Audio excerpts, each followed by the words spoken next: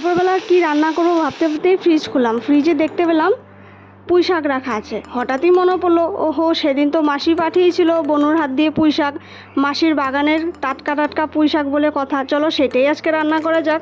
তো যেহেতু আমি সর্ষে বাটা দিয়ে রান্না করব, সর্ষে আর কাঁচা লঙ্কাটা পরিমাণ মতন আমি পেস্ট করে নেব মিক্সিতে।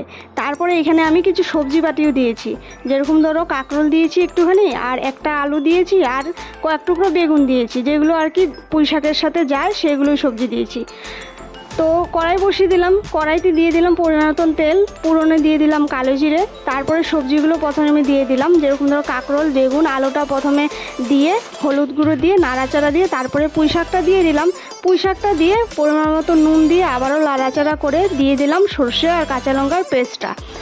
তো এই পেস্টটা দিয়ে একটুখানি জল দিয়ে এবার আমি নাড়াচাড়া দিয়ে ঢেকে কয়েক মিনিটের জন্য রান্না করব। ঢাকনা খুলে আবারও নাড়াচাড়া দিয়ে একটু পরিমাণ চিনি দিয়ে দেব, চিনি দিয়ে তারপরে আবারও নাড়াচাড়া দিয়ে এবার আমি কয়েক মিনিটের জন্য রান্না করে নিলেই আমার পুঁই শাকের সর্ষে দিয়ে চচ্চড়ি রেডি। কেমন লাগলো রেসিপিটা অবশ্যই জানিও।